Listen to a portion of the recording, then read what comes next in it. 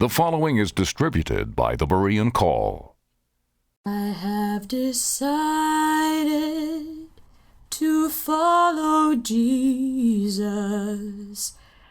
Welcome to Search the Scriptures 24/7, a radio ministry of the Berean Call with T.A. McMahon and the late founder of the Berean Call, Dave Hunt. I'm Gary Carmichael. We're glad you could tune in. This week, we continue a series of radio discussions from the TBC archives based on Dave Hunt's book, When Will Jesus Come?, as they examine the question, who is the prince that shall come? Along with Dave Hunt, here's TBC Executive Director Tom McMahon. Thanks, Gary. You're listening to Search the Scriptures Daily, a program in which we encourage everyone who desires to know God's truth to look to God's Word for all that is essential for salvation and living one's life in a way that is pleasing to Him. We are going through Dave Hunt's book, When Will Jesus Come?, subtitled Compelling Evidence for the Soon Return of Christ. And Dave, over the last couple of weeks, we've talked about lots of prophecies being fulfilled. Now, I don't want to date you at all, but back when you had more hair and you were working in Beverly Hills, of all places, there was a movie that came out. I think it was a documentary called The Passover Plot. What can you tell us about that? That documentary took some exceptions to what we've been talking about, didn't it? Tom, you're taking me back a long ways in time. This would have to be, my goodness, the early 60s. Mm-hmm. Yeah, the early 60s, I'm sure. And I had an office in the California Bank building, corner of Wilshire and Beverly Drive, if that interests anybody out there, the premier location. It was the tallest building in Beverly Hills, 5 stories. It was owned by Louis B. Mayer, who used to come by in his chauffeured limousine Right. now and then. Louis B. Mayer, head of MGM. Right, Metro-Goldwyn-Mayer. Mm-hmm. I used to run into Elizabeth Taylor on the elevator. I think her psychiatrist was in there. Or maybe it was, I shouldn't say that, maybe it was her MD. I don't remember. And right across the hall from my office was a Christian Science practitioner, rather elderly lady. I never saw a client go in at all, but she faithfully came into the office every day. Anyway, someone, and I forget his name, wrote a book called The Passover Plot, and they made a movie out of it. I don't think it was a documentary. I think it was a dramatic production. I'm not sure. I was invited to the sneak preview in a theater just across the street, down half a block. And it was pitiful. It didn't make a very big splash, Tom. No. And I think, Dave, in those days, as I remember, docudramas, that was the big thing. Maybe that was it. So it had a little bit of documentary feel to it, but it also had some dramatic elements and so on. Tom, back in those days of Cecil B. DeMille and others, Hollywood was not as antagonistic against the Bible, not openly, it seemed. And although they jazzed them up and they weren't biblically accurate, nevertheless, they weren't out to destroy the Bible, as I recall. Mm-hmm. But this film was. And the basic plot was absurd, that Jesus knew the prophecies in the Old Testament and that he conspired with Judas to fulfill them. Now, if you can imagine, I can't imagine it. You're going to get yourself crucified. Well, how about figuring out where you're going to be born? I mean, let's try and rework that one. Right, yeah, but they didn't even get into that. Okay. It was all about the... of course they wouldn't get into that, would they? No, the Passover plot. See, it's all around the Passover, the Last Supper, and so forth. And so Jesus puts Judas up to this. We're going to get him. Jesus betrayed. It says 30 pieces of silver, so Judas is going to hold out until he gets 30 pieces of silver. Then he's going to go back in and he's going to throw it down in the temple. Then he's going to go out and hang himself. and Jesus is, out of all of this, to fulfill the prophecy, Jesus is going to get crucified. And then he's going to rise from the dead. Well, you're going to have to pretend you died, and somehow or other. And then the disciples are going to steal the body from the Roman guards. It's a little bit far-fetched, I would say, how Jesus knew who would be at the cross on duty that day, the Roman soldiers, so that he could get one of them to pierce his side with a spear. Yeah, to orchestrate all of that would be pretty amazing. I would say so. Tom, I remember the rabbi many, many years ago hearing him, and he said that he was a total skeptic. He believed that Moses, because of his reconnaissance of the desert area out there, that he had found a place where the Red Sea was just about up to your knees, Reed Sea it was, and that's how they crossed. And then one day he awoke to the fact that it would take a lot more faith to imagine the entire Egyptian army drowning in water up to their knees than to say that God opened up the sea and then he drowned them with water coming down on top of them. Anyway, so it was a bit far-fetched. But Tom, you see, prophecy is the great proof God offers of the validity of his word, that he is God, that Jesus Christ is the Savior. See, you got no prophecies for Buddha or Confucius or Muhammad or any of these people. Hundreds about the Messiah of Israel, and all fulfilled in the life, death, and resurrection of Jesus. And that's how, as we've mentioned, Paul and the other apostles preached the gospel. And I think that's what we need to do today. Just go to the Scriptures, go to the Hebrew Scriptures themselves, say, look what it said, and it was all fulfilled in Jesus. Right. Dave, this brings us to chapter 11 of your book, When Will Jesus Come? And chapter 11, you have titled, The Prince That Shall Come. You begin with scriptures from Daniel, and as we've been saying, Daniel, it is so amazing that people have, down through the ages, have tried to figure out how that they can undermine it by saying, oh, no, this happened much later than was supposed. So it was written later, written after the fact, Correct. They try to say. Yeah. Because that's the only way you can, from a fleshly standpoint, in terms of just using your reason, come to grips with it. You'd have to rationalize it, or because it's too amazing. Or admit that this is a prophecy from God, as the whole Bible claims to be. And once you acknowledge that this God exists, the God of the Bible, and that the Bible is his word, then you're faced with a choice. You're going to either rebel against him and refuse to accept what he says, or you're going to submit to him. And the world does not want to do that. So we're going to have to destroy it. It's like in Acts chapter 9, Paul, he was Saul of Tarsus. He just became Paul, the apostle. And it says he proved to the Jews that Jesus was the Messiah. That's right there in Damascus, where he first became a believer. And then in Jerusalem, 3 years later, he proves that Jesus is the Messiah to the Greeks, the Romans, and so forth, as well as to the Hebrews.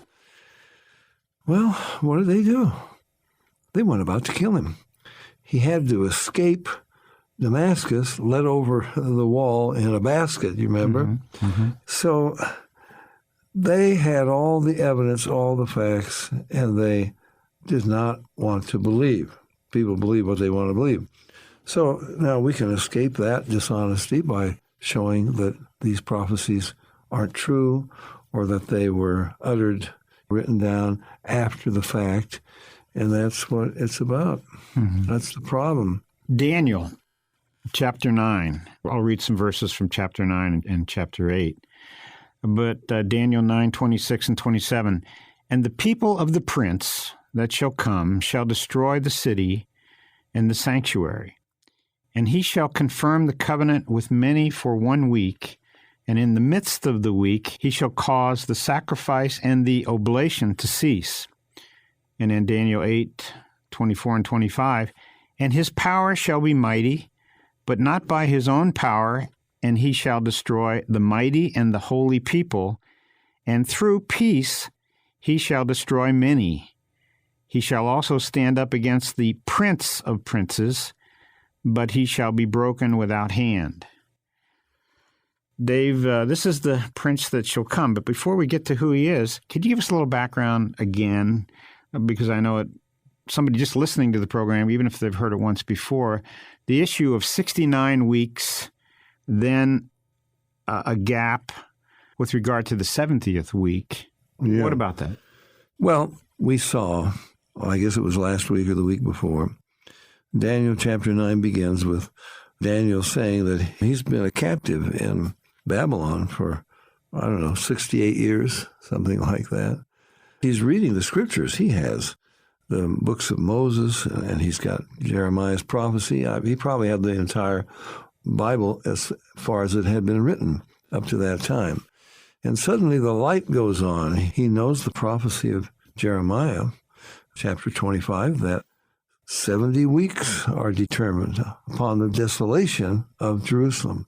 And we explained last week or the week before the reason for that, because when the children of Israel were brought into the land, the promised land, God told them that there will not only be a Sabbath every seventh day, but every seventh year. You will not till the soil. You'll forgive all debts owed you by fellow Hebrews. You'll let all fellow Hebrew slaves go free. And for 490 years, they never did it once. And God said, you're going to be taken away from your land. You'll become slaves and so forth. You will not be able to till the soil for 70 years because you owe the soil 70 Sabbaths, okay? And then the angel Gabriel comes along and says, Daniel, there is another period of 490 years coming up, 70 weeks of years, 490 years. And at the end of 69 of them, the Messiah is going to come riding into Jerusalem on a donkey. Now, Daniel doesn't give us all those details, but Zechariah says how he will come. And Daniel says, unto the coming of Messiah, the prince, 69 weeks of years. Then Messiah will be cut off. He's going to be killed. Then it talks about another week, that the prince who will come, that you were just reading about, you got up through, I guess, verse 26. Verse 27 says that he is going to make a covenant. In fact, the Hebrew actually says he will impose a covenant upon this world and upon the people of Israel. Obviously, it involves the rebuilding of the temple and the reinstitution of temple sacrifices, because it says in the midst of the week, he causes the oblation and the sacrifice to cease. Mm-hmm. So obviously the temple has been rebuilt. The sacrificial system has been reinstituted. They haven't had it for all these centuries. And he will force the world to allow this. Now, it gets into all kinds of speculations about what about the Dome of the Rock and all that. Dave, before we go there, let me back up a little bit. You write that the 70th week didn't come right after the 69th week. If it had, all things would have been fulfilled while Jesus was here. There's a leeway in that. But basically, many, if not most of these things would have had been fulfilled in Jesus' first coming. Yeah, verse 24 does give you the list of everything that will be accomplished, including the anointing of the Most Holy. He will have taken, he will have made reconciliation for sin, and he will have taken the throne of David. Well, obviously it didn't happen. The 69 weeks turned out to be true. The Messiah did come, and he was cut off. Well, but then he couldn't do the other things that it prophesies.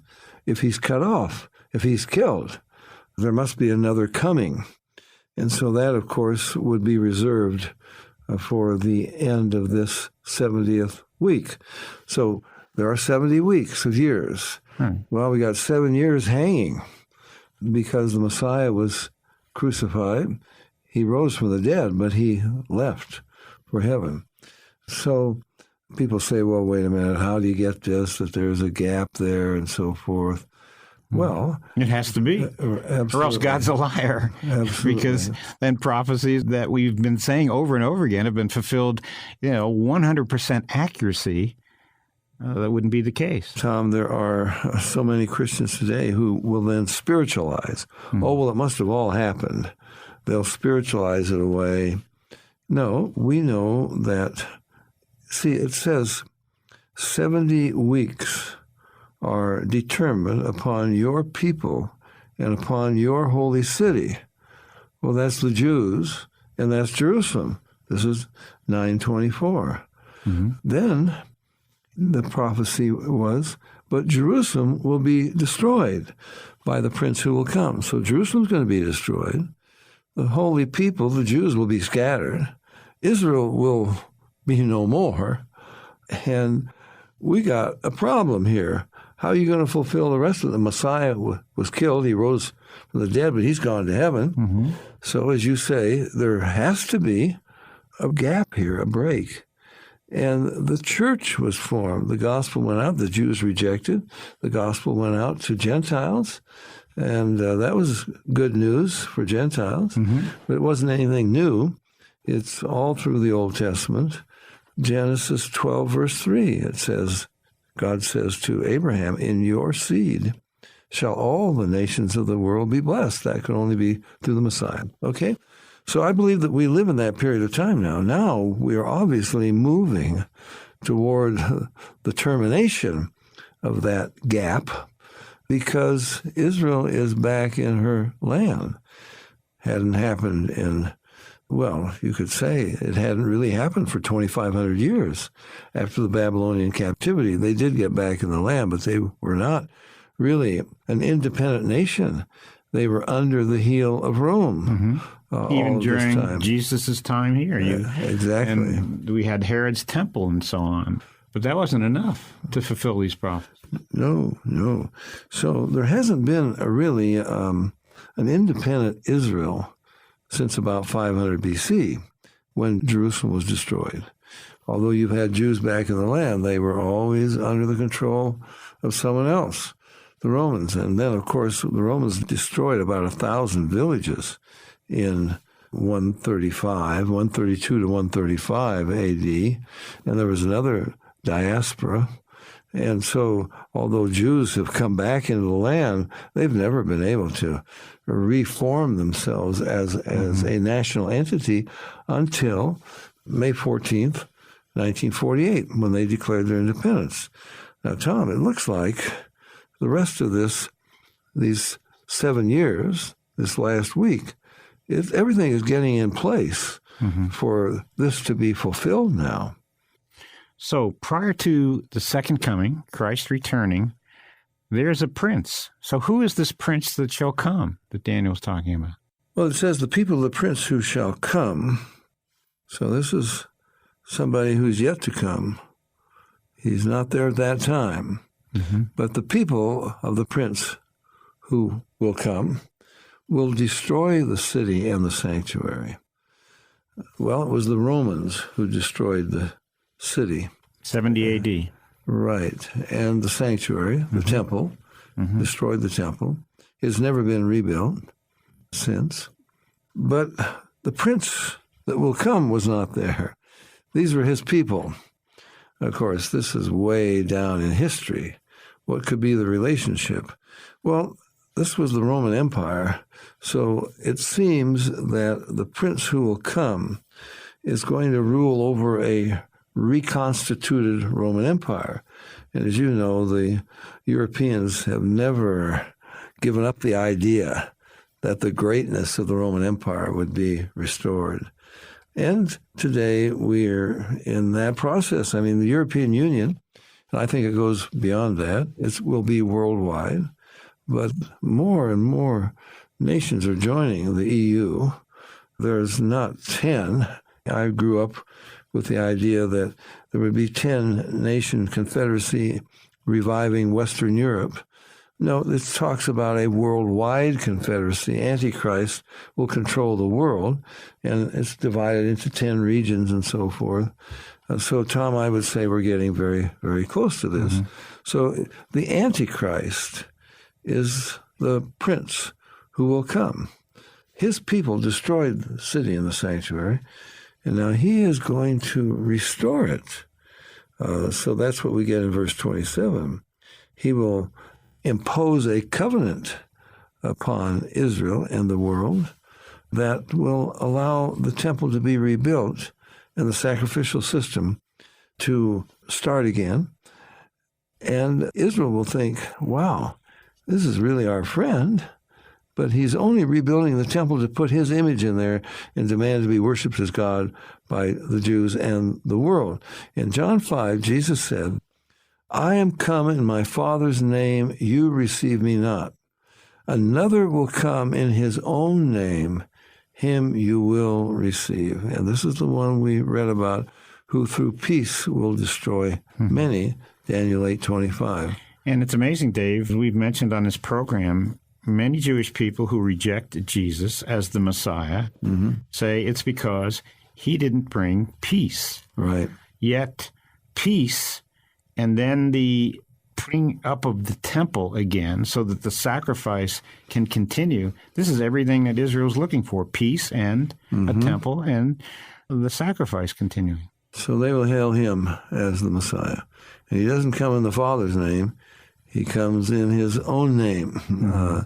He's the one who's doing this because, of course, this is the false Messiah, the prince who will come. The prince, the Messiah, has come, and Israel needs to recognize that, but they do not, and therefore most of them will be deceived by this false prince, the false Messiah. And Tom, I think we're getting very, very close to that time. Please visit our website, thebereancall.org, to access our radio archives going back to 1999 and our newsletter going back to 1986. We offer daily updates by email or visit us on Facebook or Twitter. Are you looking for information about a specific topic? Go to thebereancall.org and click on Topics at the top of the page. Our online store is thebereancall.com. We offer a wide variety of books, tracts, CDs, and DVDs. Note that most of our ebooks are free. I'm Gary Carmichael. Thanks for tuning in, and we hope you can join us again next week. Until then, we encourage you to search the Scriptures 24/7. Though none go with me, I still will follow. No turning back, no turning back.